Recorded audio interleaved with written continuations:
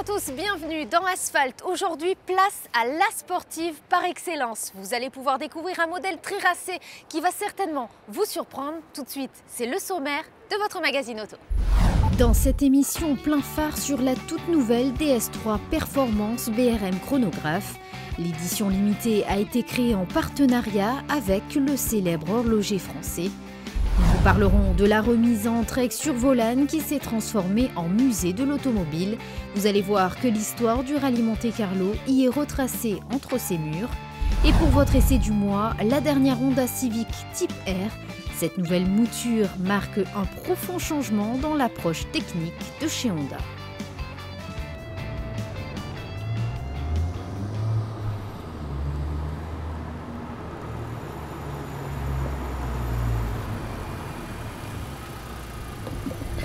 Ça. Quelle surprise!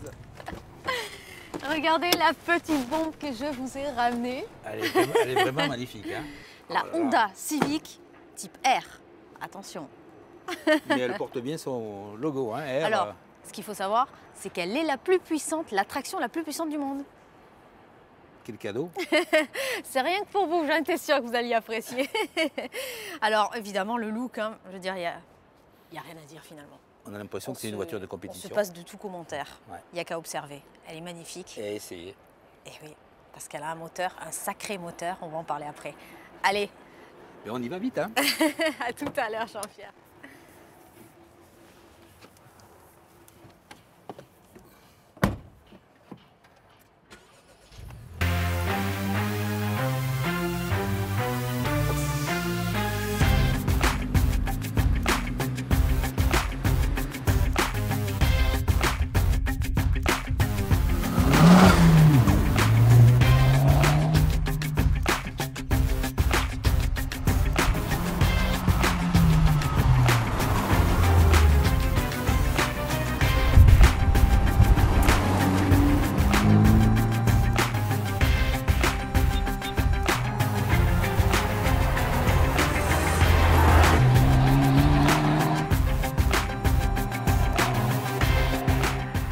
La sportive japonaise s'offre un look radical directement décliné du concept car. La Type R a été conçue pour être belle sous tous les angles, mais ne vous y trompez pas, ses formes ont été créées, affinées et fabriquées méticuleusement afin que la belle puisse fendre l'air à grande vitesse. Les extracteurs, les grilles de calandre et les jupes œuvrent avec l'aileron et le diffuseur arrière pour optimiser l'appui. L'habitacle a été conçu pour que la position de conduite soit parfaite. Chaque fonctionnalité permet de garder le contrôle en permanence, puisque l'instrumentation est relativement claire. Les sièges sport bicolores uniques sont dotés d'une garniture en tissu et fédin. Le pommeau ainsi que le levier de vitesse sont en aluminium. La Type R ne laisse rien au hasard, elle a même une plaque fixée sur le tunnel de transmission qui indique le numéro de série individuel de la voiture. Bon Jean-Pierre, une sacrée voiture aujourd'hui, on a vu l'extérieur déjà très racé. La motorisation, un turbo compressé de 310 chevaux, on en parlait tout à l'heure, elle est l'attraction la plus puissante du monde. Oui, effectivement. Et j'ai vu que d'ailleurs ils avaient le record des voitures de série d'euromotrices sur le circuit du Nürburgring. Ouais. C'est quand même une très grande référence. C'est vrai. Alors comment vous l'avez ressenti ce moteur? Mais ça pousse très fort puisqu'il y a un couple phénoménal à partir de 2500 tours. C'est 500 Nm, donc ce qui est exceptionnel pour une voiture. Quand même. et surtout, ce qu'il y a de bien, c'est que quand même le train avant le supporte. Parce que très souvent, lorsqu'on a ce type de puissance, surtout sur une traction, le train n'est pas très guidé. Ah oui, généralement ça ne suffit pas trop. Et ça ne suffit pas. Et je me suis penché un peu dessous, je suis allé voir comment était le train avant. C'est vrai. C'est effectivement un train avant de compétition, avec des disques très importants, tout est guidé, ce sont des triangles avec des rotules, unibales, etc. Donc c'est vraiment une voiture de compétition. J'ai rarement vu une voiture de cette puissance sur une traction. C'est vrai qu'elle a une histoire, l'Honda Civic. On la voit encore aujourd'hui en F2000, en rallye. C'est une voiture qui a quand même marqué l'histoire du monde du sport auto. Mais elle continue d'ailleurs, elle court en WTC et c'est les principaux challengers de Citroën actuellement. Ce qui n'est pas rien. Ouais, donc ce qui n'est pas rien. Et elle est en perpétuelle amélioration. Grâce justement à la course auto? Tout à fait, il s'appuie sur tout ce qui se fait en circuit, en rallye pour développer des voitures comme la R, qui est vraiment une voiture typée compétition. Il me semble, Jean-Pierre, que c'est la première version avec un turbo. Avant, ce n'était que des atmosphériques. Oui, effectivement, Honda était précurseur dans tout ce qui était soupape à pas variable. Et là, c'est la première voiture où on va utiliser un moteur à turbo tout en utilisant cette technologie à soupape variable qui était une avancée. Donc c'est ce qui permet elle était d'avoir, déjà efficace à l'époque, alors j'imagine. C'est ce qui permet d'avoir un moteur de 310 chevaux avec un couple phénoménal.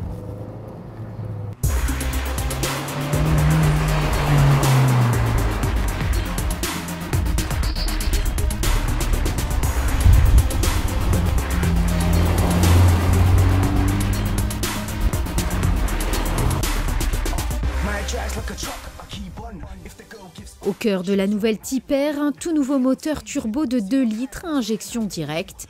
Ce dernier fournit une puissance, un couple et des performances extraordinaires pour une compacte sportive. Sa vitesse maximale de 270 km/h lui a permis d'établir un temps record pour sa catégorie de 7 minutes 50 secondes sur le fameux circuit du Nürburgring. Jean-Pierre, qu'est-ce que vous pensez du fait que DS aujourd'hui est une marque à part entière? On sait qu'elle s'est détachée complètement de Citroën. Est-ce que c'est un bon choix stratégique selon vous? Je pense que c'est un bon choix.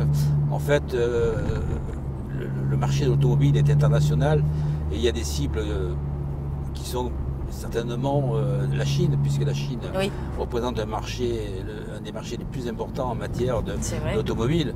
Et je crois qu'ils sont très bien implantés dans ce pays-là. Et en fait, la cible, c'est ça, c'est d'essayer de promouvoir le sigle DS, qui est un sigle très dynamique et très porteur. Alors justement, en parlant de DS, nous allons partir tout de suite au salon de l'auto de Genève où était présentée la nouvelle DS3 Performance BRM chronographe. Rien que ça, vous savez, Asphalt vous présente toujours du luxe et de l'exclusivité. Regardez. Dans un écrin d'élégance, de savoir-faire à la française et de technologie, la DS3 Performance affiche une nouvelle motorisation et un style différent avec ses chevrons en moins. La petite bombe hérite du moteur 1,6 litre turbo de sa cousine 208 GTI, développant 208 chevaux. Dans l'habitacle, pas de dépaysement puisqu'aucune modification n'est apportée, sauf le système info-divertissement qui accueille dorénavant la fonction Apple CarPlay. Une caméra de recul s'affiche également dans l'écran tactile 7 pouces. À l'image de la Racing, son caractère dynamique est reconnaissable dès le premier coup d'œil. Avec la DS3 Performance by BRM Chronograph, nous avons voulu lancer cette édition limitée ultra exclusive pour accompagner le lancement de DS3 Performance. Et nous avons travaillé avec les équipes de BRM sur une version très particulière, très exclusive. Déjà, c'est la couleur, une couleur tout à fait inhabituelle, une couleur qui sera très marquante, une couleur gold et en même temps, vous le voyez, un aspect très soyeux. En fait, cela vient du vernis. Le vernis est mat et non pas brillant comme les véhicules classiques. Donc c'est une prouesse technologique et industrielle déjà que de lancer cette voiture aujourd'hui avec ce coloris.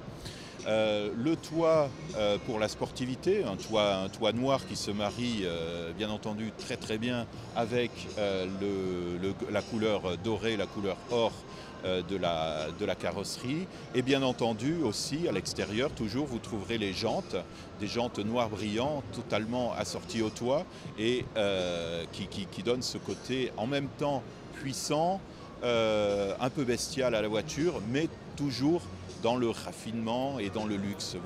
Cette édition limitée a été créée en partenariat avec le célèbre horloger français BRM. La manufacture des fameuses montres est lancée en 2003 par Bernard Richard. Passionné depuis toujours, il puise son inspiration dans la course automobile. Lié à DS depuis quelques années maintenant, le patron avoue envisager un partenariat avec le constructeur sur les 10 prochaines années. Aujourd'hui, on cherchait vraiment chez BRM depuis 10 ans un constructeur avec lequel on pouvait louer des vrais liens d'amitié et pas uniquement basés sur un produit qui a un rapport avec de l'argent. Et donc le luxe, c'est la France. Et en fin de compte, on avait besoin d'avoir un vrai constructeur qui pense comme nous. Aujourd'hui, nous, on se bat mondialement contre les grandes marques suisses et d'avoir à côté de nous un constructeur qui comprend notre démarche et qui a envie de faire des choses avec nous, c'est très très important. Chaque exemplaire sera livré avec une montre BRM également numérotée. Cette montre a été spécialement personnalisée aux couleurs de l'édition limitée de la voiture. Couleur des aiguilles identiques à celles de la carrosserie, monographe DS sur le remontoir et bracelet avec surpiqûre spécifique.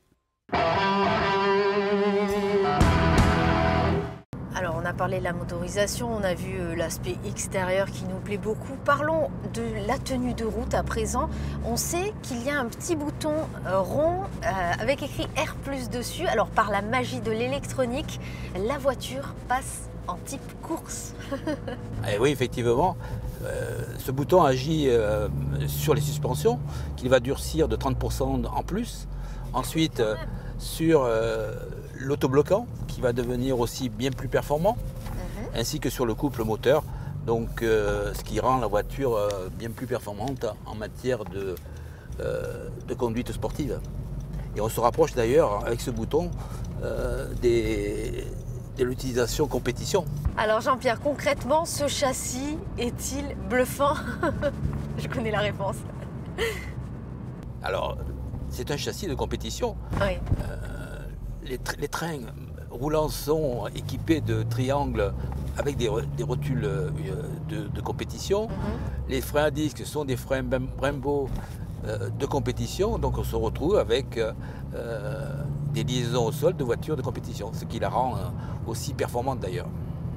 Parlons également de la boîte de vitesse, boîte en H, très efficace également. Oui, la boîte, c'est une boîte aussi avec des rapports très bien étagés. Très bien étagés d'une part. Ce qui est important de préciser, c'est que la commande de boîte est très courte, très précise, ce qui permet une utilisation optimale de la boîte à vitesse dans des conditions de conduite normales ou des conditions de conduite très rapides. Et ça, c'est important et rare.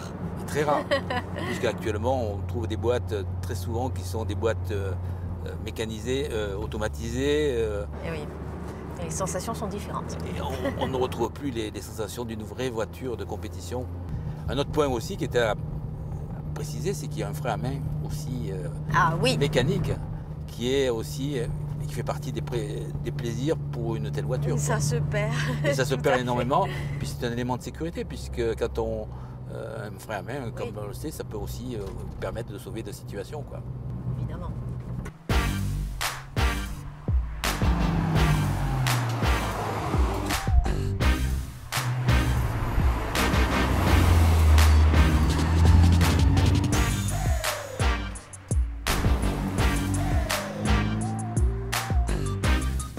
Plaquée au sol, elle donne l'impression d'être une véritable 4 roues motrices avec un train avant qui tire franchement grâce à son autobloquant mécanique. Le système des suspensions, quant à lui, est exclusif sur la Type R, ce qui permet d'obtenir une maniabilité d'une extrême précision et une aide à maximiser le transfert de puissance sur la route. J'imagine que vous avez gardé un souvenir incroyable de cette fameuse tarte aux pommes qui était distribuée à la fin du chrono Le Moulineau Entraigues. Oui, effectivement. le Moulineau Entraigues était une spéciale vraiment incroyable, très difficile, avec des plaques de glace. Et quand on rentrait dans Entraigues, on savait que toute la famille Joigny nous attendait avec une tarte aux pommes, avec un verre d'eau. Et ça faisait vraiment beaucoup de bien parce qu'on venait de vivre une période de stress assez importante et cet accueil chaleureux, c'était extraordinaire, quoi. Eh bien, sachez Jean-Pierre que la remise s'est transformée, a fait peau neuve. Elle est désormais transformée en musée. Et oui, il faut le savoir, c'est un musée de l'automobile à découvrir. Asphalt y était et vous présente ce lieu si emblématique. Regardez. Il était devenu le restaurant incontournable durant le rallye Monte-Carlo. La remise en Trek sur Volane a bâti sa légende grâce à sa fameuse tarte aux pommes. Cette dernière était distribuée aux équipages à l'arrivée de la spéciale en plein cœur de ce petit village ardéchois. Une halte obligatoire pour tous, concurrents, spectateurs, organisateurs. Les plus grands pilotes se sont très souvent retrouvés ici, même en dehors du rallye. Pour moi, la remise, c'est beaucoup, parce que j'ai commencé le rallye Monte-Carlo en 1970 et peut-être pas en 1970, mais de suite après, tout le monde me disait « Oh, il faut s'arrêter à la remise, c'est super, tout ». Et à partir de 1971, je me suis arrêté, depuis 1971, pas 1871, 1971. Et donc, je me suis arrêté ici, et chaque fois, c'est la fête. La famille Joigny, Yves, son père à l'époque, sa sœur, enfin la famille Joigny, qui est une famille extraordinaire, ils accueillent les gens de manière superbe. Et le lieu, après avoir fait une spéciale comme le Moulin en Trek, se reposer un petit coup ici, c'était quand même agréable avant d'attaquer Burzet. Mais c'était surtout l'ambiance quand on était avec tous les pilotes, même les pilotes de toutes les équipes. À cette époque-là, les reconnaissances étaient plus larges. On avait plus de temps pour discuter, pour s'arrêter, pour décompresser entre le travail et la spéciale d'après. Et donc, les soirées étaient bien agréables ici. Voilà 2 ans que le restaurant a fermé ses portes, mais Yves Joigny ne comptait pas s'arrêter là. L'idée de mettre à l'honneur toutes ces belles années lui trottait en tête depuis quelque temps. Le passionné travaille alors de concert avec l'Automobile Club de Monaco pour créer son propre musée dédié à la mythique épreuve.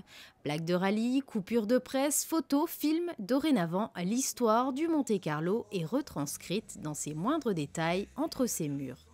C'était mon idée d'abord. Depuis quelques années, je suis un garçon qui voit toujours un petit peu plus loin que le bout de son nez. Enfin, mais j'essaie et j'avais envie que ce lieu reste un lieu mythique, reste un lieu d'histoire, reste un lieu où tant de choses sont passées à tous les niveaux.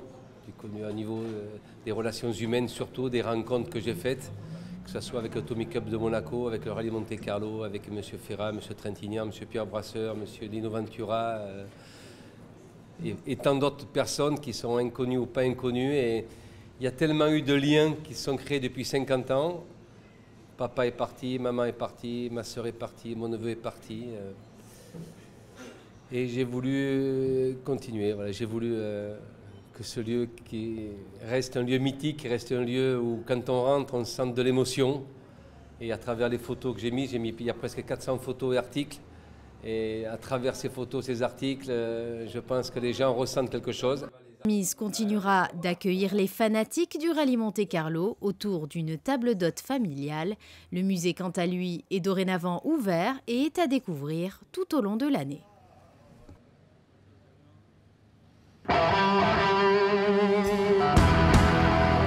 Jean-Pierre, ce nouvel essai en votre compagnie se termine, mais avant, pensez-vous finalement que cette Honda Civic type R est à conseiller? Effectivement, on peut la conseiller pour des gens passionnés. Oui, j'allais le dire. C'est quand même une voiture qui est très typée pour gens passion. Qu'est-ce que vous avez pensé de la voiture en détail? Alors la voiture en détail, ce que j'ai adoré bien sûr, c'est le moteur, sa puissance, son couple phénoménal, sa précision de conduite. L'intérieur aussi, le bruit, les baquets aussi, tout a été fait très bien, oui. pour la maintenance, être très bien tenu en conduite sportive. Les freins aussi sont surdimensionnés, le train avant aussi est un train avant de voiture de compétition, donc on a une précision de conduite que l'on adore. Position de conduite idéale aussi. Idéale aussi, et un freinage mordant, performant, endurant, donc en fait tout ce qu'on recherche dans une voiture de sport. Alors il faut préciser également qu'elle est numérotée, mais oui, ça, ce n'est pas rien. Effectivement, c'est une voiture collector, donc les gens qui acquièrent des autos de ce type-là, je suppose que dans le futur, elles vont prendre de la valeur, puisqu'il y en a eu très peu de construites. Côté négatif, c'est un peu le côté tape à l'œil. Si oui, c'est vrai, surtout ce bleu-là. Voilà, si on veut éviter magnifique. de se faire remarquer par la maille-chaussée, il est clair que c'est un petit peu le côté négatif. Oui. Bon, le bruit, c'est pas la sonorité d'un moteur multi-soupape tel qu'on l'entend dans une voiture de compétition, mais c'est un élément qui compte pas très peu par rapport aux qualités de la voiture. Ah oui, ça c'est sûr. Bon, bah, écoutez Jean-Pierre, voilà, c'est un petit cadeau pour vous, ça m'a fait plaisir. J'ai beaucoup apprécié parce que vraiment, c'est parmi les autos que j'ai essayées, elle fait partie des top 5. Bon, eh bien c'est tant mieux. En tout cas, voilà, l'essai se termine et c'est toujours un plaisir d'être en votre compagnie. Asphalt vous ouvre les portes, vous le savez, vous êtes toujours le bienvenu. C'est avec grand plaisir que je reviendrai. Merci Jean-Pierre, à très bientôt. Au revoir Vanessa.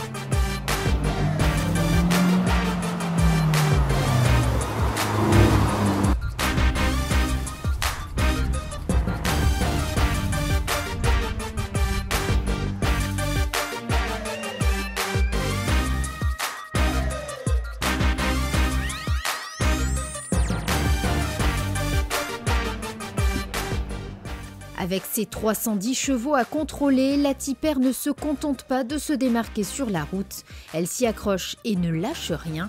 Il s'agit là d'une compacte musclée au style unique, mais dont l'ADN est indéniablement celui d'une véritable sportive.